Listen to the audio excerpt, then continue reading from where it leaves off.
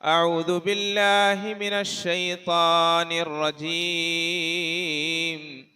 بسم الله الرحمن الرحيم. ما كان إبراهيم يهوديا ولا نصرانيا ولكن كان حنيفا مسلما وما كان من المشركين. إن أولى الناس بإبراهيم للذين اتبعوه وهذا النبي والذين آمنوا والله ولي المؤمنين. മനുഷ്യൻ അല്ലാഹു സുബ്ഹാനഹു വ തആല നൽകിയിരിക്കുന്ന സവിശേഷമായ ചിന്താവൈഭവവും യുക്തിബോധവും മനുഷ്യൻ സത്യത്തെ അന്വേഷിക്കാനും അള്ളാഹുവിലേക്ക് ഇലാഹി മാർഗത്തിലേക്ക് എത്തിച്ചേരാനുമാണ് അത് ഉപയോഗിക്കേണ്ടത് എന്നതാണ്. അതിന് അനുബന്ധമായിട്ടാണ് മഹാനായ സൽമാനുൽ ഫാരിസി റളിയല്ലാഹു അൻഹുവിന്റെ ചരിത്രവും സുഹൈബ് റൂമി റളിയല്ലാഹു അൻഹുവിന്റെ ചരിത്രവും ഒക്കെ നമ്മൾ ചർച്ച ചെയ്തത്. പേർഷ്യയിൽ നിന്ന് സത്യമന്വേഷിച്ചുകൊണ്ട് നടത്തിയ യാത്ര മദീനയിൽ വന്നണഞ്ഞ ചരിത്രമാണ്. റസൂലുള്ളാഹി സ്വല്ലല്ലാഹു അലൈഹി വസല്ലമയുടെ സന്നിധിയിൽ എത്തിച്ചേർന്ന ചരിത്രമാണത്. ഞാൻ എന്തിനാണ് ഈ ഭൂമിയിൽ, എൻ്റെ ജീവിത ലക്ഷ്യം എന്താണ്, ഈ പേർഷ്യയുടെ പളുപളുത്ത ജീവിതത്തിൽ ആനന്ദങ്ങളിലും ആസ്വാദനങ്ങളിലും ആഹ്ലാദിക്കാൻ വേണ്ടി മാത്രമാണോ എൻ്റെ ജീവിതം, അതല്ല അതിൻ്റെ അപ്പുറത്തേക്ക് എനിക്ക് ലക്ഷ്യങ്ങളുണ്ടോ എന്നൊരു യാത്ര പേർഷ്യ താണ്ടി, റോം താണ്ടി, സിറിയ താണ്ടി, ഇറാഖ് താണ്ടി, തുർക്കി താണ്ടി പുണ്യനബി മുഹമ്മദ് മുസ്തഫ സല്ലല്ലാഹു അലൈഹി വസല്ലം തങ്ങളുടെ സന്നിധിയിൽ എത്തിച്ചേരുന്നു. അങ്ങനെയാണ് സുഹൈബ് അൽ റൂമിയുടെ ചരിത്രവും നമ്മൾ കേട്ടത്. റസൂലിലേക്ക് അണഞ്ഞത് റോമിൽ നിന്ന് നബി തങ്ങൾ സല്ലല്ലാഹു അലൈഹി വസല്ലമ തങ്ങളിലേക്ക് അണഞ്ഞ ഒരു യാത്ര. ഇവിടെ മക്കയിൽ ജീവിച്ചൊരു മനുഷ്യൻ, മക്കയിൽ വളർന്ന ഒരു മനുഷ്യൻ, ഖുറൈശികളിലെ അദിയ ഗോത്രത്തിൽ ജനിച്ചു വളർന്ന ഒരു മനുഷ്യൻ എങ്ങനെയാണ് റസൂലുള്ളാഹി സ്വല്ലല്ലാഹു അലൈഹി വസല്ലമ തങ്ങളെ തിരിച്ചറിയാൻ അദ്ദേഹം മക്കയ്ക്ക് പുറത്തേക്ക് പോവുകയാണ്. മറ്റേത് മക്കയിലേക്ക് വരുന്നതാണ്, ഇത് മക്കയുടെ പുറത്തേക്ക് പോകുന്ന ഒരു മനുഷ്യൻ. സയ്യിദ് ബിൻ അംർ അദ്ദേഹത്തെ ചരിത്രകാരന്മാർ വിശേഷിപ്പിച്ചത് മുവഹിദുൽ ജാഹിലിയ എന്നാണ്. പ്രവാചകൻ നിയോഗിക്കപ്പെടുന്ന കാലഘട്ടത്തിന് മുമ്പത്തെ കാലഘട്ടത്തിന് പറയുന്ന പേര് ജാഹിലിയത്ത് എന്നാണ്. ഡാർക്ക് ഏജ് എന്നൊക്കെ ചരിത്രകാരന്മാർ വിശേഷിപ്പിക്കുന്ന ഒരു യുഗം.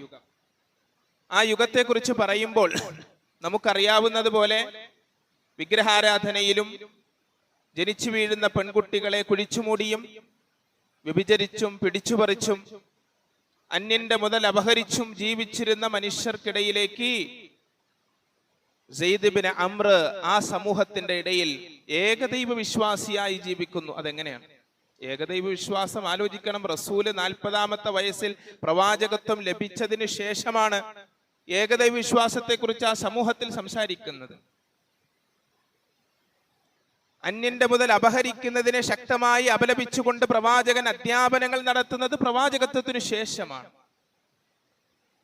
വ്യഭിചരിക്കരുതെന്നും മോഷ്ടിക്കരുതെന്നും യുദ്ധങ്ങൾ അരുതെന്നും അന്യായമായ ഒരു ശരീരത്തെയും പിച്ചു ചീന്തരുതെന്നും റസൂല് പഠിപ്പിക്കുന്നത് പ്രവാചകത്വത്തിനു ശേഷമാണ്. പരിശുദ്ധ ഖുർആൻ അവതരിക്കുന്നത് പ്രവാചകത്വത്തോടെയാണ്.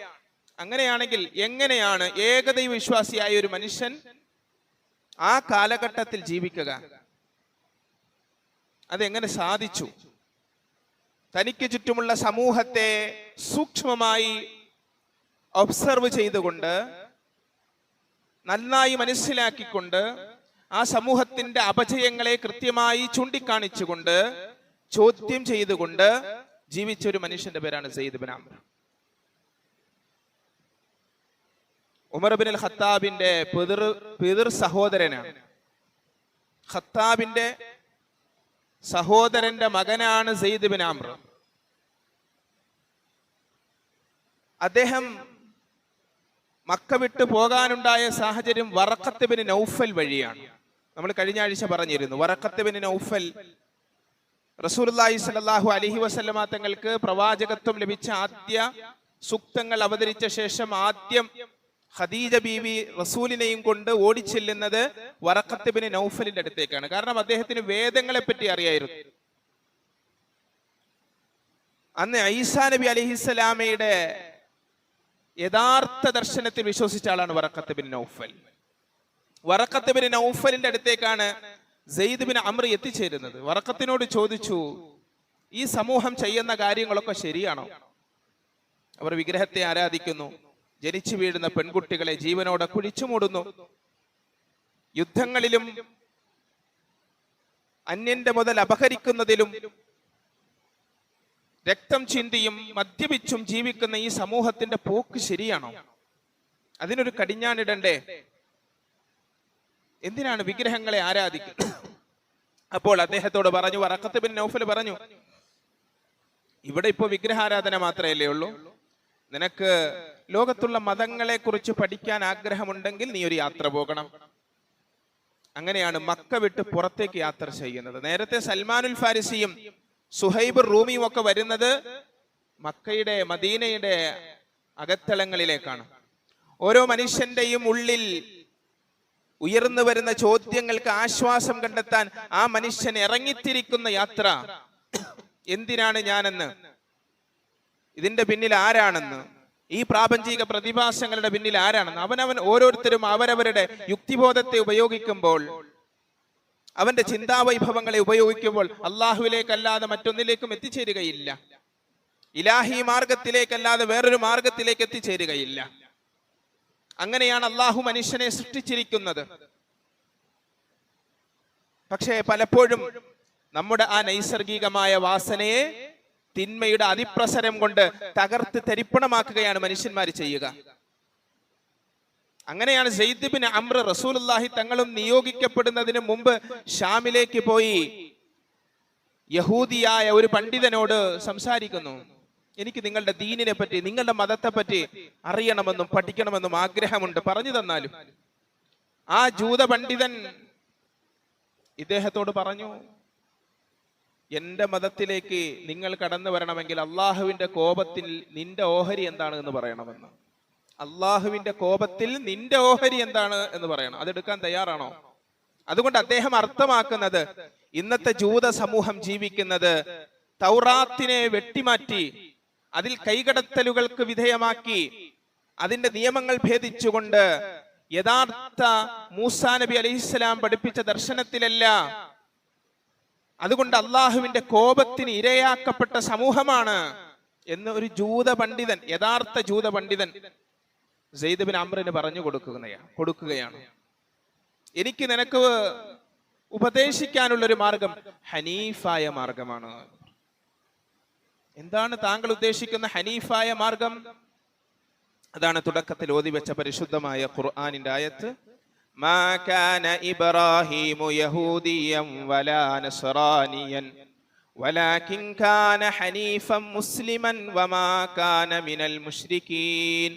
മഹാനായ ഖലീലുല്ലാഹി സയ്യിദുനാ ഇബ്രാഹിം നബി അലൈഹിസ്സലാമയുടെ മാർഗം അതാണ് ഹനീഫ്, ഇർജുവായ മാർഗം, ഒരു കലർപ്പില്ലാത്ത മാർഗം, തൗഹീദിൽ അചഞ്ചലമായി അടിയുറച്ചു നിൽക്കുന്ന ദർശനത്തിന്റെ മാർഗം. അതാണ് ഇബ്രാഹിം നബി അലൈഹിസ്സലാമിന്റെ മാർഗം. അദ്ദേഹം യഹൂദിയായിരുന്നില്ല, അദ്ദേഹം നസ്രാനിയായിരുന്നില്ല. വലാകിൻ കാന ഹനീഫൻ മുസ്ലിമാ, അള്ളാഹു നൽകിയ ദർശനങ്ങളിൽ അടിയുറച്ചു ജീവിച്ച, അള്ളാഹുവിന് കീഴ്പ്പെട്ട് ജീവിച്ച, ഏകദൈവ വിശ്വാസത്തിൽ അധിഷ്ഠിതമായി ജീവിച്ച മഹാനായ ഖലീലിന്റെ ഇബ്രാഹീമിന്റെ മാർഗമാണ് ഞാൻ ഉദ്ദേശിച്ചത്. അങ്ങനെ പറഞ്ഞു. വീണ്ടും അദ്ദേഹം യാത്ര ചെയ്ത് ക്രിസ്ത്യാനിയായ മതപുരോഹിതന്റെ അടുത്തേക്കാണ് എത്തിച്ചേരുന്നത്. അദ്ദേഹം ചോദിച്ചു, നിങ്ങൾ എന്താണ് വരവിന്റെ, നിങ്ങളുടെ മതത്തെ പറ്റി പഠിക്കാൻ വന്നതാണ്. അപ്പോഴും പറഞ്ഞു, എന്റെ മതത്തിലേക്കൊക്കെ വന്ന് പഠിച്ച് വരണമെങ്കിൽ ആദ്യം അള്ളാഹുവിന്റെ ശാപത്തിൽ നിന്റെ വിഹിതം എന്താണെന്ന് പറയണം. ശപിക്കപ്പെട്ട ഒരു സമൂഹമായി എന്റെ സമൂഹം മാറിയിരിക്കുന്നു. മതഗ്രന്ഥങ്ങളെ അല്ലെങ്കിൽ വേദഗ്രന്ഥങ്ങളെ, മതഗ്രന്ഥങ്ങൾ എന്ന് പറഞ്ഞ ചുരുങ്ങിപ്പോകും, വേദഗ്രന്ഥങ്ങളെ, അള്ളാഹു അവതരിപ്പിച്ച ഗ്രന്ഥങ്ങളെ മാറ്റിമറിച്ച ആളുകളാണ്, കൈകടത്തലുകൾക്ക് വിധേയമാക്കിയ ആളുകളാണ്. ബഹുദൈവ ആരാധന ഈ ദർശനത്തിൽ കൂട്ടിക്കലർത്തിയ ആളുകളാണ്. പ്രവാചകന്മാര് പഠിപ്പിക്കാത്തത് അവരുടെ പേരിൽ ആരോപിച്ച ആളുകളാണ്. ആ മാർഗത്തിലേക്ക് നീ എങ്ങനെ വരിക എന്ന് പറഞ്ഞു. അപ്പോഴും പറഞ്ഞു, നീ ഹനീഫിന്റെ മാർഗം, ഹനീഫായ മാർഗം അവലംബിക്കണം. അതാരാണ്? അത് ഇബ്രാഹിമി മാർഗമാണ്. ഇബ്രാഹിമി മാർഗമാണ്. നീ എവിടെ നിന്നാണ്? മക്കയിൽ നിന്നാണ്. എന്നാൽ കേട്ടുകൊള്ളുക, നിന്റെ സമൂഹത്തിൽ ഒരു റസൂൽ ഉദയം ചെയ്യുമെന്നും ആ റസൂലാണ് ലോക അവസാനം വരെയുള്ള മുഴുവൻ മനുഷ്യരാശിയുടെയും വിജയത്തിന് ആധാരമെന്നും നീ പഠിച്ചുകൊള്ളണം. അങ്ങനെ പറഞ്ഞു കൊടുത്തു. ആ ദേശത്തു നിന്നാണല്ലോ ഞാൻ വരുന്നത്. നോക്കണം, ഒരു മനുഷ്യന്റെ ഉള്ളിലെ സത്യത്തിന്റെ അന്വേഷണം യഹൂദികളും ക്രിസ്ത്യാനികളുമായ പുരോഹിതന്മാരുടെ സാന്നിധ്യത്തിൽ എത്തിച്ചേർന്ന് ആ ചിന്ത, ആ അന്വേഷണത്തെ തിരിച്ചുവിടുകയാണ് പുണ്യ റസൂലിലേക്ക് സല്ലല്ലാഹു അലൈഹി വസല്ലം. അദ്ദേഹം പറഞ്ഞു അവസാനം, അല്ലാഹുമ്മ ഇന്നി ഉഷ്ഹിദുക അന്നി അലാ ദീനി ഇബ്രാഹിം.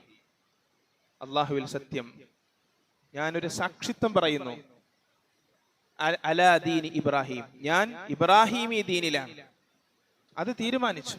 കാരണം അത് തൗഹീദാണ്, അത് ഏകദൈവ വിശ്വാസമാണ്, അതിൽ വിഗ്രഹാരാധനയില്ല, ഇർജുവായ മാർഗമാണ്. അത് ധാർമ്മികതയിൽ അധിഷ്ഠിതമായ എല്ലാവിധ അധാർമികതകളെയും അരാജകത്വങ്ങളെയും കൈവെടിഞ്ഞ് ജീവിക്കാനുള്ള ഒരു ദർശനമാണ്. അതുകൊണ്ട് ആ ദർശനത്തെ ഞാൻ സ്വീകരിക്കുന്നു എന്ന് പറഞ്ഞു. അദ്ദേഹം തിരിച്ചു മക്കയിലേക്ക് വരുമ്പോ, വന്നതിന് ശേഷം അദ്ദേഹത്തിന്റെ ജീവിതം തൗഹീദിൽ അധിഷ്ഠിതം. റസൂലുള്ളാഹി സ്വല്ലല്ലാഹി അലൈഹി വസല്ലം പ്രവാചകനായി നിയോഗിക്കപ്പെടുന്നതിന് മുമ്പാണെന്ന് ആലോചിക്കണം. മക്കയിൽ ഒരിക്കൽ റസൂലുമൊത്ത് അദ്ദേഹം സന്ധിക്കുന്ന ഒരു സന്ദർഭമുണ്ട്.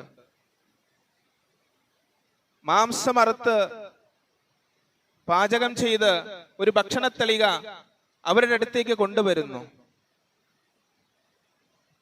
അപ്പോൾ ആ തളികയിൽ നിന്ന് റസൂല് കഴിച്ചില്ല സല്ലല്ലാഹു അലൈഹി വസല്ലം. അടുത്ത് സെയ്ദ് ബിൻ അംർ ഉണ്ട്. ഇതാണ് അന്ന് യഹൂദി പറഞ്ഞ, നസ്രാനി പറഞ്ഞ റസൂൽ എന്ന് ഒന്നും അറിയുകയില്ല. അദ്ദേഹം വിസമ്മതിച്ചു. റസൂലുള്ളാഹി സ്വല്ലല്ലാഹി അലൈഹി വസല്ലം അത് കഴിച്ചില്ല. കാരണം അല്ലാഹു അല്ലാത്തവരുടെ പേരിൽ അറുക്കപ്പെട്ട മാംസം അത് ഷിർക്കിന്റെ മാംസമാണ്, ബഹുദൈവ ആരാധനയുടെ മാംസമാണ്. പക്ഷെ അതിന് എക്സ്പ്ലനേഷൻ കൊടുത്തത് സെയ്ദ് ബിൻ അംറാണ്. റസൂലുള്ളാഹി സ്വല്ലല്ലാഹി അലൈഹി വസല്ലം റസൂലുള്ളാഹി തങ്ങൾ കഴിച്ചില്ല. എന്തുകൊണ്ട് കഴിച്ചില്ല? ഞാനും കഴിക്കില്ല എന്ന് പറഞ്ഞു സെയ്ദ് ബിൻ അംർ. അല്ലാഹു സൃഷ്ടിച്ച ഒരാടിനെ നിങ്ങൾ അറുക്കുകയും എന്നിട്ട് ആ ആടിനെ അല്ലാഹു അല്ലാത്തവരുടെ പേരിൽ അറുക്കുകയും ചെയ്യുന്ന വിരോധാഭാസം, ഇതാണ് അതിന് അദ്ദേഹം കൊടുത്ത മറുപടി. അത് ചെയ്യുകയില്ല എന്നാ പറഞ്ഞു. അതെങ്ങനെ? അത് ഖുർആനിൽ അധിഷ്ഠിതമായി ഒരു റസൂല് പറഞ്ഞു കൊടുത്തിട്ടല്ല. ഒരു മനുഷ്യന്റെ ഉള്ളിലെ സത്യത്തിന്റെ അന്വേഷണം എത്രമാത്രം വിശാലമായ ഒരു യുക്തിചിന്തയിലേക്ക്, യുക്തിബോധത്തിലേക്ക് അവനെ കൊണ്ട് എത്തിക്കുന്നു എന്നതിന്റെ ഒരു ഉദാഹരണമാണ് സെയ്ദ് ബിൻ അംറിന്റെ ചോദ്യം. എത്രത്തോളം എന്ന് പറഞ്ഞാൽ, അദ്ദേഹത്തിന്റെ കൂട്ടുകാരനായ ആമിർ ബിൻ റബീഅയോട് അദ്ദേഹം പറഞ്ഞു, ഇന്നി ഖാലഫ്തു ഖൗമി, ഞാൻ ഈ സമൂഹത്തിനോട് ചേർന്ന് പോവുകയില്ല, ഞാൻ ഈ സമൂഹത്തോട് ചേർന്ന് നിൽക്കുകയില്ല. വത്തബഅതു മില്ലത ഇബ്രാഹിം വ ഇസ്മായിൽ, ഞാൻ ഇബ്രാഹിമിന്റെയും ഇസ്മായിലിന്റെയും മാർഗത്തെ പിൻപറ്റിയിരിക്കുന്നു. വമാ കാന യഅ്ബുദാൻ, അവർ രണ്ടുപേരും വിഗ്രഹാരാധകരായിരുന്നില്ല. വകാന യുസല്ലിയാനി ഇലാ ഹാദിഹിൽ ഖിബ്ല, അവർ നമസ്കരിച്ചിരുന്നത് ഈ ഖിബ്ലയിലേക്കാണ്. അദ്ദേഹം ഇബ്രാഹിമി ദർശനം പഠിച്ചു, കഅബയിലേക്കാണ്. അതുകൊണ്ട് എന്റെ നെറ്റിത്തടത്തെ ഞാൻ കഅബയിലേക്ക് മാത്രമാണ് തിരിക്കുക എന്ന്. വഅന അൻതളിറു നബിയ്യൻ മിൻ ബനി ഇസ്മായിൽ യുബഅസ്, ഇസ്മായിലിന്റെ സന്താന പരമ്പരകളിൽ നിന്ന് ഉദയം ചെയ്യുന്ന ഒരു പ്രവാചകന്റെ ആഗമനത്തെ ഞാൻ കാത്തു നിൽക്കുന്നു, പ്രതീക്ഷിക്കുന്നു എന്ന് പറഞ്ഞു. അങ്ങനെ പറഞ്ഞു അദ്ദേഹം. എന്നിട്ട് കൂട്ടുകാരനോട് പറയുകയാണ്, ആമിറിനോട്, എനിക്ക് ശേഷവും നീ ജീവിച്ചിരിക്കുകയും ആ റസൂൽ ഉദയം ചെയ്യുകയും ചെയ്താൽ നീ പറയണം, എന്റെ സലാം നീ പറഞ്ഞു കൊടുക്കണം. ആമിർ പിന്നീട് പറയുന്നുണ്ട്, ഞാൻ മുസ്ലിമായി, റസൂലുള്ളാഹി സ്വല്ലല്ലാഹു അലൈഹി വസല്ലമ തങ്ങളോട് പറഞ്ഞു കൊടുത്തു, താങ്കളെ വിശ്വസിച്ച ഒരു മനുഷ്യൻ, താങ്കൾ ഈ പറയുന്നതൊക്കെ അനുസരിച്ച് ജീവിച്ച ഒരു മനുഷ്യൻ ഈ കാലഘട്ടത്തിൽ ജീവിച്ചിരുന്നു. അദ്ദേഹത്തിനെ താങ്കൾക്ക് അറിയുമോ? സയ്യിദ് ഇബ്നു അംർ. തീർച്ചയായും. അദ്ദേഹം അന്ന് എന്നോട് പറഞ്ഞു, താങ്കൾ നിയോഗിക്കപ്പെട്ട് കഴിഞ്ഞാൽ അദ്ദേഹത്തിന്റെ സലാം പറയണമെന്ന്, അഭിവാദ്യം അറിയിക്കണമെന്ന്. റസൂലുള്ളാഹി സ്വല്ലല്ലാഹു അലൈഹി വസല്ലമ തങ്ങൾ പറഞ്ഞു, റഅയ്തുഹു ഫിൽ ജന്നതി ഇസ്ഹബു ദുയൂലൻ. വസ്ത്രമിഴച്ച് സ്വർഗത്തിൽ പോകുന്നതായി സയ്യിദ് ഇബ്നു അംറിനെ ഞാൻ കണ്ടിട്ടുണ്ട് എന്ന് പുണ്യ റസൂൽ സല്ലല്ലാഹു അലൈഹി വസല്ലം. നബി തങ്ങൾ സല്ലല്ലാഹു അലൈഹി വസല്ലം നിയോഗിക്കപ്പെടുന്നതിന് മുമ്പ് ഒരു മനുഷ്യൻ തൗഹീദ് അനുസരിച്ച് ജീവിച്ചത് എങ്ങനെയാണ് എന്നതിന്റെ ഉദാഹരണമാണ് പറയുന്നത്. അങ്ങനെ ആ സമൂഹത്തോട് അദ്ദേഹം ചോദിച്ചുകൊണ്ടേയിരുന്നു. ഇന്നി ലസ്തു ആകുലു മിമ്മാ തദ്ബഹൂന അലാ അൻസാബിക്കും. നിങ്ങളുടെ പ്രതിഷ്ഠകൾക്ക് വേണ്ടി ബലിദാനം നടത്തിയ അറുക്കുന്ന മാംസങ്ങളെ ഞാൻ കഴിക്കുകയില്ല എന്ന്. വലാ ആകുലു മിമ്മാ ദുക്കിറ സ്മുല്ലാഹി അലൈഹി. അല്ലാഹുവിന്റെ നാമം പറയപ്പെടാത്ത, അല്ലാഹുവിന്റെ പേരിലല്ലാതെ അറുക്കപ്പെടുന്ന ഒരു മാംസവും ഞാൻ ഭക്ഷിക്കുകയില്ല എന്ന് അദ്ദേഹം പറഞ്ഞു. ഈ വിശ്വാസം അതാണ് മനുഷ്യന്റെ ഉള്ളിൽ അല്ലാഹു സുബ്ഹാനഹു വ തആല അങ്ങനെ ഒരു വിശ്വാസത്തെ സൂക്ഷിച്ചു വെച്ചിട്ടുണ്ട്. നമ്മളത് പരിപോഷിപ്പിക്കാനാണ് നബിമാര് വന്നത്. അദ്ദേഹം പറയുന്ന വാക്കുണ്ട്, ഞാൻ ഒരിക്കലും വ്യഭിചരിക്കുകയില്ല, ഞാൻ കവർച്ച ചെയ്യുകയില്ല, നിങ്ങൾ വ്യഭിചാരത്തെ ഉപേക്ഷിക്കണമെന്നും അത് ദാരിദ്ര്യത്തിലേക്ക് നിങ്ങളെ വഴി നടത്തുമെന്നും നിങ്ങൾ മനസ്സിലാക്കണം എന്ന്. ഇതൊരു പ്രവാചകൻ, എന്റെ വാക്കുകളല്ല, പ്രവാചകൻ നിയോഗിക്കുന്നതിന് മുമ്പ് ജാഹിലിയത്തിൽ, ഡാർക്ക് ഏജ് എന്ന് ചരിത്രകാരന്മാർ വിശേഷിപ്പിച്ച ഒരു കാലഘട്ടത്തിൽ ജീവിച്ചൊരു മനുഷ്യൻ സമൂഹത്തോട് പറയുന്നത് വേദഗ്രന്ഥങ്ങൾ വിശാലാർത്ഥത്തിൽ പഠിച്ചിട്ടൊന്നുമല്ല. ഒരു മനുഷ്യന്റെ ഉള്ളിലെ അള്ളാഹു നന്മയുടെ മനുഷ്യൻ അടിസ്ഥാനപരമായി അവന്റെ സ്വഭാവം നന്മയാണ്, തിന്മ വരുത്തനാണ്. നമ്മൾ പറയും മനുഷ്യന്മാരൊക്കെ മോശക്കാരായി, അങ്ങനെയല്ല. മനുഷ്യന്മാർ അടിസ്ഥാനപരമായി നല്ല ആളുകളാണ്. മനുഷ്യത്വം എന്ന് പറയുന്നത് തന്നെ നന്മയുടെ പ്രതീകമായിട്ടാണ്. നമ്മുടെ ഉള്ളിലുള്ളത് നന്മയാണ്. അതിനാണ് ഫിത്രത്ത് എന്ന് പറയുക. പരിശുദ്ധമായ ഖുർആനിൽ അല്ലാഹു ഫിത്രത്തല്ലാഹില്ലതീ ഫതറന്നാസ ഫിത്രത്തല്ലാഹില്ലതീ ഫതറന്നാസ അലൈഹാ. അല്ലാഹു മനുഷ്യന്റെ ഉള്ളിൽ നിക്ഷേപിച്ചിരിക്കുന്ന നൈസർഗികത, നന്മയുടെ വാസന. പുണ്യ റസൂൽ പറഞ്ഞു, കുല്ലു മൗലൂദിൻ യൂലദു അലൽ ഫിത്ര. ഓരോ കുഞ്ഞും ജനിച്ചു വീഴുന്നത് ശുദ്ധ പ്രകൃതിയിലാണ്, നന്മയിലാണ്. അവന്റെ ജനിതക കോഡുകളിലുള്ളത് നന്മയാണ്. അബവാഹു യുഹവ്വിദാനിഹി. അവന്റെ മാതാപിതാക്കൾ അവനെ യഹൂദിയാക്കുന്നു, അവന്റെ മാതാപിതാക്കൾ അവനെ നസ്രാനിയാക്കുന്നു, അവന്റെ മാതാപിതാക്കൾ അവനെ മജൂസിയാക്കുന്നു എന്ന് റസൂൽ സല്ലല്ലാഹു അലൈഹി വസല്ലം. കഴിഞ്ഞ കുറച്ചു കാലങ്ങൾക്ക് മുമ്പ് ഒരു ഇടതുപക്ഷ സഹയാത്രികൻ പറഞ്ഞു, ഒരു ഉദാഹരണത്തിലൂടെ, മതങ്ങൾക്കൊന്നും വലിയ പ്രസക്തിയില്ല എന്ന് പറയാൻ വേണ്ടിയിട്ട് അദ്ദേഹം ഒരു ഉദാഹരണം പറഞ്ഞു. ഒരു ഭാര്യയും ഭർത്താവും കൂടെ ട്രെയിനിൽ യാത്ര ചെയ്തുകൊണ്ടിരിക്കുമ്പോൾ അവർക്ക് മക്കളില്ല. ആ ട്രെയിനിൽ ഒരു കുഞ്ഞിനെ, പിഞ്ചു കുഞ്ഞിനെ അവർക്ക് കളഞ്ഞു കിട്ടി. ആ കുഞ്ഞിനെ അവരെടുത്ത് വളർത്താൻ തീരുമാനിച്ചു. വളർത്താൻ തീരുമാനിച്ച ആ കുഞ്ഞ് അവരുടെ മടിത്തട്ടിൽ വളർന്നു, വലുതായി. അപ്പൊ അവനൊരു മതമുണ്ടാകും. ആ മതം ഏത് മതമായിരിക്കും? അദ്ദേഹം ചോദിച്ചതാണ്. ആ മതം ഏത് മതമായിരിക്കും? ഈ മാതാപിതാക്കളുടെ മതമായിരിക്കും. ഈ മാതാപിതാക്കളുടെ മതമായിരിക്കും. അവർ ഹിന്ദുക്കളാണെങ്കിൽ ഈ കുട്ടി ഹിന്ദു ആകും, അവർ ക്രിസ്ത്യാനികളാണെങ്കിൽ ഇവർ ക്രിസ്ത്യാനികളാകും, അവർ മുസ്ലിമീങ്ങളാണെങ്കിൽ ഇവർ മുസ്ലിമീങ്ങളാകും. ഇത്രയുള്ളൂ മതം, അത്രയുള്ളൂ എല്ലാം എന്നാ പറഞ്ഞത്. ഇവിടെ ഒരു കൂട്ടിച്ചേർക്കാനുണ്ട്. അങ്ങനെയല്ല മതം. പരിശുദ്ധമായ ഇസ്ലാം നിരന്തരം ശബ്ദിച്ചത്, നിരന്തരം ചോദ്യം ചെയ്തത് പൈതൃകമായി കിട്ടിയ ആചാരങ്ങളെയാണ്. റസൂലുള്ളാഹി സ്വല്ലല്ലാഹു അലൈഹി വസല്ലം ഇസ്ലാമിക പ്രബോധനം നടത്തുമ്പോൾ അവരെന്താ പറഞ്ഞത്? നമ്മളും നമ്മുടെ വല്യപ്പമാരുമൊക്കെ അനുഷ്ഠിച്ചു പോകുന്ന ആചാരങ്ങളെയും അനുഷ്ഠാനങ്ങളെയുമാണോ മുഹമ്മദെ നീ ലംഘിക്കുന്നത് എന്നാ ചോദിച്ചത്. അപ്പൊ റസൂല് തിരിച്ചു ചോദിച്ചത് എന്താ? അവലൗ കാന ആബാഉഹും ലാ യഖിലൂന ശൈഅൻ വലാ യഹ്തദൂൻ. അവരുടെ വാപ്പമാരും വല്യപ്പമാരും കാര്യങ്ങൾ മനസ്സിലാക്കാത്തവരാണെങ്കിലും സന്മാർഗം സിദ്ധിക്കാത്തവരാണെങ്കിലും അത് ശരിയാകുമോ? അങ്ങനെയല്ല. മനുഷ്യൻ അള്ളാഹു നൽകിയിരിക്കുന്ന സ്വതന്ത്രമായ ചിന്താവൈഭവം ഉപയോഗിച്ച് സത്യത്തെ അന്വേഷിക്കാനും പഠിക്കാനും നിരന്തരം തയ്യാറായി കൊണ്ടിരിക്കണം. അതിനെ പ്രചോദിപ്പിക്കാനാണ്, അതിനെ പരിപോഷിപ്പിക്കാനാണ് മുഹമ്മദ് മുസ്തഫ സല്ലല്ലാഹു അലൈഹി വസല്ലം തങ്ങൾ. അതുകൊണ്ട് മാതാപിതാക്കൾ മുസ്ലിം ആയതുകൊണ്ട് നമ്മൾ മുസ്ലിം ആയിട്ടുണ്ട് എന്നെങ്കിൽ നമ്മുടെ കലിമ ഒന്ന് പുതുക്കണം. ജദ്ദിദു ഈമാനക്കും ബിഖൗലി ലാ ഇലാഹ ഇല്ലല്ലാഹ്. നമ്മുടെ ലാ ഇലാഹ ഇല്ലല്ലാഹ് ഒന്ന് പരിശോധിക്കാൻ തയ്യാറായിക്കൊള്ളണം. എൻ്റെ വാപ്പയും ഉമ്മയും മുസ്ലിം ആയതുകൊണ്ട് ഞാൻ മുസ്ലിമായി എന്ന് പറയുന്നെങ്കിൽ അത് ഒരു തരം സത്യനിഷേധമാണ്. അതൊരു തരം നിഷേധമാണ്. ഞാൻ ഇസ്ലാമിന്റെ തറവാട്ടിൽ വളർന്നത് കൊണ്ട് അള്ളാന്റെ അടുത്ത് മുസ്ലിം ആകും നമ്മൾ വിചാരിക്കല്ലേ. അത് ഇസ്ലാം അങ്ങനെ പറയുന്നില്ല. നമ്മുടെ വിശ്വാസത്തെ നാം ഒന്ന് പരിശോധിക്കണം, ആത്മാർത്ഥമാണോ എന്ന്. നമ്മുടെ ലാ ഇലാഹ ഇല്ലല്ലാഹ്, നമ്മുടെ തൗഹീദ്, മരണാനന്തരമുള്ള മരണാനന്തര ജീവിതത്തിലുള്ള നമ്മുടെ വിശ്വാസം, അത് ആത്മാർത്ഥമാണോ എന്ന് നമ്മളൊന്ന് പരിശോധിക്കണം. അത് പരിശോധിക്കാനാണ് അള്ളാഹു ഫിത്റത്ത് നൽകിയിട്ടുള്ളത്. നന്മയുടെ ഒരു നൈസർഗികത, മനുഷ്യന്റെ ഉള്ളിൽ നന്മയുടെ ഒരു നൈസർഗികതയുണ്ട്. അത് തല്ലിക്കെടുത്തരുത്. മനുഷ്യന്റെ അടിസ്ഥാന സ്വഭാവം നന്മയാണ്, സ്നേഹമാണ്, കാരുണ്യമാണ്. ക്രൂരത വന്നു ചേരുന്നതാണ്.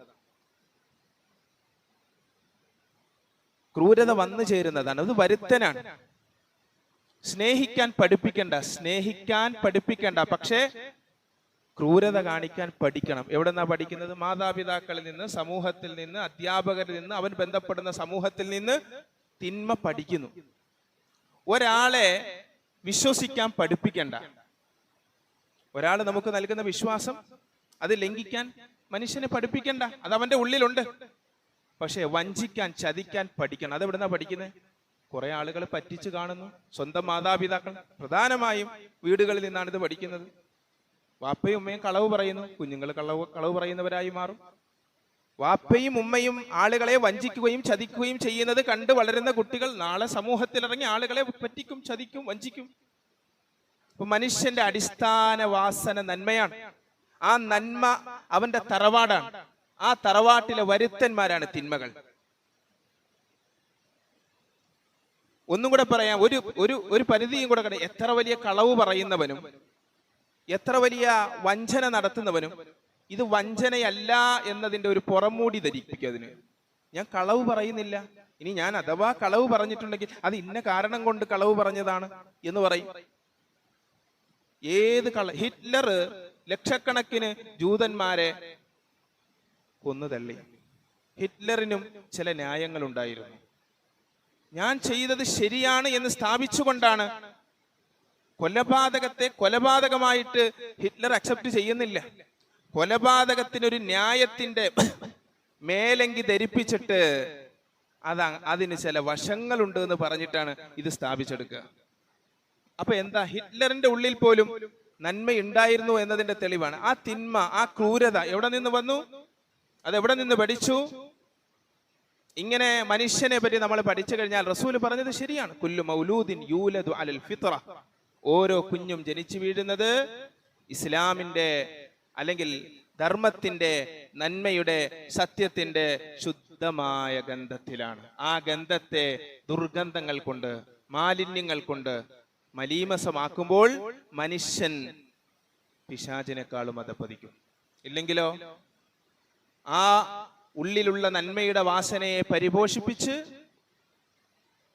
വേദഗ്രന്ഥങ്ങളിലൂടെ, പ്രവാചകന്മാരുടെ അധ്യാപനങ്ങളിലൂടെ അതിനെ സുഗന്ധപൂരിതമാക്കുമ്പോൾ മനുഷ്യൻ മലക്കുകളെക്കാളും ഉയരത്തിലേക്ക് എത്തിച്ചേരുന്നു. ഇതാണ് വ്യത്യാസം. 2 സ്റ്റേജ് ഉണ്ട് മനുഷ്യന്. ഏത് വഴിയാണ് നമ്മളുടേത് എന്ന് നമ്മൾ തീരുമാനിക്കേണ്ടതുണ്ട്. ഞാൻ പറഞ്ഞു, സെയ്ദ് ബിൻ അംറിന്റെ ചരിത്രമാണ്. സെയ്ദ് ബിൻ അംർ, അദ്ദേഹം ഒരു സഹാബിയല്ല. സഹാബി എന്ന് പറഞ്ഞാൽ എന്താണ്? സഹാബി എന്ന് പറഞ്ഞാൽ റസൂലുള്ളാഹി സ്വല്ലല്ലാഹി അലൈഹി വസല്ലം നിയോഗിക്കപ്പെട്ടതിന് ശേഷം റസൂലിനെ സന്ധിക്കുകയും റസൂലിൽ വിശ്വസിക്കുകയും ചെയ്ത, ആ അവസ്ഥയിൽ മരണപ്പെടുകയും ചെയ്ത ആൾക്കാണ് സഹാബി എന്ന് പറയുക. അങ്ങനെയാണെങ്കിൽ സെയ്ദ് ബിൻ അംർ സഹാബിയല്ല. കാരണം പ്രവാചകത്വത്തിന് മുമ്പ് തന്നെ അദ്ദേഹം മരണപ്പെട്ടു. അതൊരു യാത്രയിലാണ്. അന്ന് മരുഭൂമികളിലൂടെയുള്ള യാത്രയിൽ കവർച്ച സംഘങ്ങൾ ഈ യാത്രാ സംഘങ്ങളെ അറ്റാക്ക് ചെയ്യും. ഇദ്ദേഹമുള്ള ഒരു യാത്രയിൽ അങ്ങനെ ഒരു അറ്റാക്ക് ഉണ്ടായി. അതിനെ പ്രതിരോധിക്കാൻ ഇദ്ദേഹം ശ്രമിച്ച സന്ദർഭത്തിൽ ആ യാത്രയിലാണ് അദ്ദേഹം മരണപ്പെടുന്നത്.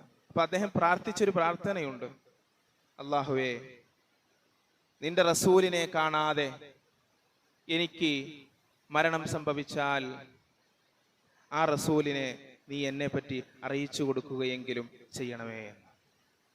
Syed bin Amr. ഒരു മനുഷ്യന്റെ ഉള്ളിലെ അവസാനത്തെ അഭിലാഷം എന്താണ്? യൂസുഫ് നബിയുടെ ചരിത്രം പറയുമ്പോൾ എന്താണ് അദ്ദേഹത്തിന്റെ അവസാനം? എല്ലാം ലഭിച്ചു. ജയിൽ മോചിതനായി, ഈജിപ്തിന്റെ അധികാര കസേരയിലേക്ക് വന്നു. ഇനി വലിയൊരു ആഗ്രഹമുണ്ട്. എന്താണ് ആഗ്രഹം? ഇനിയൊരാഗ്രഹം, നബിയായി, രാജാവായി, ഇനിയും ഒടുങ്ങാത്തൊരാഗ്രഹമോ? അതേ ഉണ്ട്. റബ്ബി ഖദ് ആതൈതനീ മിനൽ മുൽക്കി വൽ ഹിക്മ വഅല്ലംതനീ മിൻ തഅവീലിൽ അഹാദീസ് ഫാത്തിറസ് സമാവാതി വൽ അർദ് അൻത വലിയ്യി ഫിദ് ദുനിയാ വൽ ആഖിറ. അല്ലാഹുവേ, നീ എനിക്ക് രാജാധികാരം നൽകി, പ്രവാചകത്വം നൽകി, ഒക്കെ ശരിയാണ്. സ്വപ്ന വ്യാഖ്യാനത്തിനുള്ള കഴിവ് നൽകി.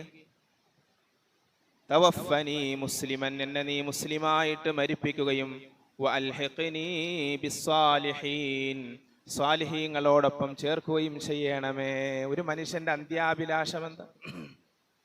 നമ്മുടെ അന്ത്യാഭിലാഷം എന്താ? നമ്മുടെ അഭിലാഷം എന്താ? ഇദ്ദേഹം ചോദിച്ചു, അള്ളാഹുവിനോട് പറയാണ്, അല്ലാഹുമ്മ ഇൻ കുൻത ഹറംതനി, അല്ലാഹുമ്മ ഇൻ കുൻത ഹറംതനി ഫലാ തഹ്റും മിൻഹാ ഇബ്നി സഈദ്. ശ്രദ്ധിക്കണം, മുഹമ്മദ് റസൂലുള്ളാഹി സ്വല്ലല്ലാഹി അലൈഹി വസല്ലം തങ്ങളെ കാണാതെ എനിക്ക് മരണം സംഭവിച്ചാൽ ഒരാഗ്രഹമുണ്ട്, എൻ്റെ മകൻ സഈദിനെ ആ ചാരത്തെത്തിക്കണേ എന്ന് ദുആ ചെയ്തു സെയ്ദ് ബിൻ അംർ. എൻ്റെ മകൻ സഈദിനെ പുണ്യ റസൂലിന്റെ ചാരത്തെത്തിക്കണേ അല്ലാഹ് എന്ന് ദുആ ചെയ്തു. പിന്നീട് റസൂലുള്ളാഹി തങ്ങൾ നിയോഗിക്കപ്പെട്ട് സഈദ് റളിയല്ലാഹു തആല അൻഹു റസൂലുള്ളാഹി തങ്ങളെ കൊണ്ട് വിശ്വസിക്കുന്നു. സ്വർഗം കൊണ്ട് സന്തോഷ വാർത്ത അറിയിക്കപ്പെട്ട 10 സഹാബികളിൽ നാം പഠിക്കുന്ന പേരാണ് സഈദ് ഇബ്നു സെയ്ദ് റളിയല്ലാഹു തആല. ആ ദുആയാണ്, ആ പ്രാർത്ഥനയാണ്. റസൂലുള്ളാഹി സ്വല്ലല്ലാഹു അലൈഹി വസല്ലം അദ്ദേഹത്തെ കുറിച്ച് പറഞ്ഞു, ഇന്നഹു യുബ്അസു യൗമൽ ഖിയാമത്തി ഉമ്മതൻ വഹദ. അദ്ദേഹം നാളെ പരലോകത്ത് പുനരുദ്ധരിപ്പിക്കപ്പെടുന്നത് ഒരു സമുദായമായിട്ടായിരിക്കും. ഒരു വ്യക്തി ഒരു സമുദായമാവുകയാണ്. അന്ധകാരത്തിന്റെ മാലിന്യ കൂമ്പാരങ്ങൾക്കിടയിൽ സത്യത്തിന്റെ വെളിച്ചവുമായി എഴുന്നേറ്റ് നിന്ന ഒരു മനുഷ്യൻ നാളെ പുനരുദ്ധരിപ്പിക്കപ്പെടുന്നത് വലിയൊരു സമൂഹത്തിന്റെ നായകത്വവുമായിട്ട് എന്ന് പുണ്യ റസൂൽ സല്ലല്ലാഹു അലൈഹി വസല്ലം തങ്ങൾ പറഞ്ഞത് സെയ്ദ് ബിൻ അംറിനെ സംബന്ധിച്ചാണ്. ഈ സെയ്ദ് ബിൻ, ഞാൻ ആവർത്തിക്കുന്നു, ഇദ്ദേഹം റസൂലുള്ളാഹി തങ്ങളുടെ പ്രവാചകത്വത്തിന് മുമ്പ് മരണപ്പെട്ട മുവഹിദുൽ ജാഹിലിയ കാലഘട്ടത്തിലെ ഏകദൈവ വിശ്വാസി എന്ന് ചരിത്രകാരന്മാർ വിശേഷിപ്പിച്ച ഒരു മനുഷ്യൻ. ആ മനുഷ്യന്റെ ഉള്ളിലെ സത്യാന്വേഷണത്തിന്റെ ക്യൂരിയോസിറ്റിയെ, ജിജ്ഞാസയെ പരിപോഷിപ്പിച്ചുകൊണ്ട് അള്ളാഹുവിന്റെ മാർഗത്തിലേക്ക്, ഇലാഹി മാർഗത്തിലേക്ക് എത്തിച്ചേർന്നതാണ്. അപ്പൊ നമ്മുടെ ഉള്ളിലും ഇതെല്ലാം ഉണ്ട്. ഇത്രയും വലിയ അനുഗ്രഹിക്കപ്പെട്ട ബോധമുള്ളവരാണ് ഞാനും നിങ്ങളും എന്ന് മനസ്സിലാക്കണം. രണ്ടാമത് ഈ വിഷയത്തിൽ മനസ്സിലാക്കേണ്ട വിഷയം, നമ്മുടെ സുഖാഡംബരങ്ങൾക്കും സൗകര്യങ്ങൾക്കും അപ്പുറം പലപ്പോഴും ഈ ചരിത്രങ്ങളിലൊക്കെ നമുക്ക് പഠിക്കാൻ കഴിയുന്നൊരു വിഷയം, മുൻഗാമികളായ സഹാബികളുടെ ചരിത്രമൊക്കെ പറയുമ്പോൾ സുഖാഡംബരങ്ങളിൽ കുടുങ്ങിയ ഒരു ജീവിതമല്ല, അതിൻ്റെ അപ്പുറത്തേക്കുള്ള സത്യത്തിന്റെ നന്മയുടെ വസന്തത്തെ തേടിക്കൊണ്ടുള്ള ഒരു യാത്രയാണ്. അത് പരിപോഷിപ്പിക്കാൻ തയ്യാറാകണം എന്ന് പറയാം. മൂന്നാമത്തത്, എല്ലാവരും എല്ലാം കാണുകയും അറിയുകയും ചെയ്യുന്നുണ്ട്, പക്ഷേ നമ്മുടെ മനോഭാവം എന്താണ് എന്നത് പ്രധാനമാണ്. ഒരാൾക്ക് ക്യാൻസർ ബാധിച്ചു, അള്ളാഹു കാത്തുരക്ഷിക്കുമാറാകട്ടെ. പക്ഷെ 2 രീതിയിൽ ആളുകൾ ചിന്തിക്കും. ചില ആളുകൾ, ഞാനിപ്പോൾ മരിക്കാറായി, എൻ്റെ ജീവിതം തീർന്നു, എന്തായാലും നശിച്ച്, ഇനി നശിക്കാം എന്ന് ചിന്തിക്കും. രണ്ടാമത്തെ ഒരാൾ ചിന്തിക്കും, എന്താ, അയാൾക്ക് ക്യാൻസർ വരുന്നു, അയാൾ ചിന്തിക്കുന്നു അള്ളാഹു നൽകിയ ജീവിതമാണ്, അവൻ എന്നുദ്ദേശിക്കുന്നു അന്ന് പോകും നമ്മൾ. പക്ഷെ ജീവിക്കുന്ന കാലം അത്രയും, അത് ഒരു ദിവസമാണെങ്കിലും, ഒരു മണിക്കൂറാണെങ്കിലും, ഒരു മിനിറ്റ് ആണെങ്കിലും, ഞാൻ നന്മയിൽ അധിഷ്ഠിതമായി, സത്യത്തിൽ അധിഷ്ഠിതമായി, പരോപകാരിയായി, മാനവിക മൂല്യങ്ങളിൽ അധിഷ്ഠിതമായി ജീവിക്കുമെന്ന് ചിന്തിക്കുന്ന മനോഭാവം. രണ്ടും ഒരേ കാര്യമാണ്, പക്ഷെ 2 ബോധ്യങ്ങൾ 2 മനുഷ്യരെ നിർമ്മിച്ചിരിക്കുന്നു. ഒരു വിദ്യാർത്ഥി പരീക്ഷയിൽ തോറ്റു. ആ തോൽവിയോടുകൂടി ആ വിദ്യാർത്ഥി തീരുമാനിക്കുകയാണ്, ഞാൻ പരീക്ഷയിൽ തോറ്റു, ഇനി ഞാൻ എന്തായാലും പഠിക്കുന്നില്ല. മറ്റൊരു വിദ്യാർത്ഥി ആ പരീക്ഷയിൽ തോറ്റു. ആ വിദ്യാർത്ഥി തീരുമാനിക്കുന്നു, എന്തുകൊണ്ടാണ് ഞാൻ തോറ്റത്, എവിടെയാണ് എനിക്ക് പാളിയത്, അടുത്ത പരീക്ഷയ്ക്ക് എനിക്ക് നന്നായിട്ട് തയ്യാറാകണം എന്ന് ചിന്തിക്കുന്നു. ഒരേ സംഭവം, രണ്ട് മനോഭാവങ്ങൾ, രണ്ട് ബോധ്യങ്ങൾ, രണ്ട് വ്യക്തികളെ നിർമ്മിക്കുന്നത് എങ്ങനെയാണ്? സെയ്ദ് ബിൻ അമർ റളിയല്ലാഹു അൻഹുവിന്റെ ജീവിതം നമ്മൾ പരിശോധിച്ചാൽ ഇത് വളരെ കൃത്യമായി കാണാം. മക്കയിലാണ് ജീവിക്കുന്നത്, കാണുന്നത് കഅബ, അതെല്ലാവരും കാണുന്നുണ്ട്, കഅബത്തുള്ള. പക്ഷെ എല്ലാവരും കണ്ട പോലെയല്ല സെയ്ദ് ബിൻ അമർ കഅബത്തുള്ളയെ കണ്ടത്. ശരിയും തെറ്റുമൊക്കെ ആ സമൂഹത്തിലുണ്ട്. നോർമലൈസേഷനാണ്, എല്ലാം ഒരു സ്വാഭാവികവൽക്കരണമാണല്ലോ. ഏത് തെറ്റുകളും ഒരു സ്വാഭാവികവൽക്കരിക്കുക. പിടിച്ചുപറിയും, രക്തച്ചൊരിച്ചിലുകളും, ഗോത്രമഹിമ പറയലും, പെൺകുട്ടികളെ കൊഴിച്ചുമൂടലും ഒക്കെ നിലനിൽക്കുന്ന ഒരു സമൂഹത്തിൽ അദ്ദേഹത്തിന്റെ ചരിത്രത്തിൽ കാണാം, കുഴിച്ചുമൂടാൻ പോകുന്ന പെൺകുട്ടികളെ അദ്ദേഹം പുനരധിവസിപ്പിക്കുകയും പരിപാലിക്കുകയും ചെയ്യുമെന്ന്. ഏത് സമൂഹത്തിൽ? അത് വ്യാപകമായ ഒരു സമൂഹത്തിൽ ഒരു റസൂല് പറയാതെ, ഒരു വേദഗ്രന്ഥത്തിന്റെ അടിക്കുറിപ്പില്ലാതെ ഒരു മനുഷ്യൻ, പച്ചയായ മനുഷ്യൻ, ആ മനുഷ്യന്റെ മനോഭാവം, ആയിരങ്ങൾ തെറ്റ് ചിന്തിക്കുമ്പോൾ ഞാനും തെറ്റ് ചിന്തിക്കാം എന്ന് ചിന്തിക്കുന്നതല്ല. ആയിരങ്ങൾ തെറ്റ് ചിന്തിച്ചാലും ഞാൻ ഒരാൾ ശരിയെ ചിന്തിക്കൂ, ശരിയുടെ വഴിയേ എനിക്കുള്ളൂ, സത്യത്തിന്റെ വഴിയേ എനിക്കുള്ളൂ എന്ന് തീരുമാനിക്കുന്ന ബോധ്യമുണ്ടല്ലോ, അവിടെ മറ്റൊരു ബോധ്യം, മറ്റൊരു മനോഭാവം. എല്ലാവരും കാണുന്ന സംഭവങ്ങൾ, എല്ലാവരും കാണുന്ന വ്യക്തികൾ അങ്ങനെയല്ല. നാം ആ സംഭവങ്ങളെ എങ്ങനെ കാണുന്നു, എങ്ങനെ വിലയിരുത്തുന്നു, അത് നമ്മുടെ ജീവിതത്തിലേക്ക് കൊണ്ടുവരുന്നു എന്നുള്ളത് നമുക്ക് കാണാൻ സാധിക്കുന്നു. മഹാനായ സെയ്ദ് ബിൻ അംർ റളിയല്ലാഹു അൻഹുവിന്റെ ചരിത്രത്തിൽ അള്ളാഹു മനസ്സിലാക്കാൻ തൗഫീഖ് നൽകി അനുഗ്രഹിക്കുമാറാകട്ടെ. പ്രിയമുള്ള മുഅ്മിനീങ്ങളെ, സഹോദരങ്ങളെ, സത്യവിശ്വാസികളെ, എത്ര കാലമായി പുണ്യ റസൂലിന്റെ അനുയായികൾ എന്ന പേരിൽ ഞാനും നിങ്ങളൊക്കെ ജീവിക്കുന്നു. ആ റസൂലിനെ മനസ്സിലാക്കാനും, ആ റസൂലിനെ അറിയാനും, ആ റസൂലിന്റെ വഴി സ്വീകരിക്കുവാനും എനിക്കും നിങ്ങൾക്കും കഴിഞ്ഞിട്ടുണ്ടോ എന്ന് ഗഹനമായി ഞാനും നിങ്ങളും ആലോചിക്കേണ്ടതുണ്ട്. അള്ളാഹു അനുഗ്രഹിക്കുമാറാകട്ടെ. ഇഹപര വിജയങ്ങൾക്ക് ആധാരമായി മുഹമ്മദ് മുസ്തഫ സല്ലല്ലാഹു അലൈഹി വസല്ലമ തങ്ങളുടെ മേൽ അവതരിപ്പിക്കപ്പെട്ട ഈ ദർശനത്തെ ഇസ്ലാമിക തറവാട്ടിൽ പിറന്നിട്ട്, ജനിച്ചിട്ട്, വളർന്നിട്ട് നമ്മൾ കൈവിടുകയാണോ? ഇതൊന്നും ഇറങ്ങാതിരുന്ന കാലഘട്ടത്തിൽ ഇതിനു വേണ്ടി ദാഹിച്ച് വിശന്ന് അലഞ്ഞു നടന്ന എത്രയോ മനുഷ്യരുടെ ചരിത്രങ്ങൾ നമ്മുടെ മുന്നിൽ നിലനിൽക്കുമ്പോൾ, ഇതെല്ലാം നമുക്ക് അനുഗ്രഹിക്കപ്പെട്ട് ലഭിച്ചിട്ടും ഇതിനെ പുറങ്കാലുകൊണ്ട് തട്ടിയെറിഞ്ഞു കഴിഞ്ഞാൽ അള്ളാഹു ഉറപ്പായിട്ടും നമ്മളെ പരീക്ഷിക്കും. അള്ളാഹു കാത്തുരക്ഷിക്കുമാറാകട്ടെ. കുൻതും ഖൈറ ഉമ്മത്തിൻ ഉഖ്രിജത് ലിന്നാസ് തഅ്മുറൂന ബിൽ മഅറൂഫ് വതൻഹൗന അനിൽ മുൻകർ വതുഅ്മിനൂന ബില്ലാഹ്.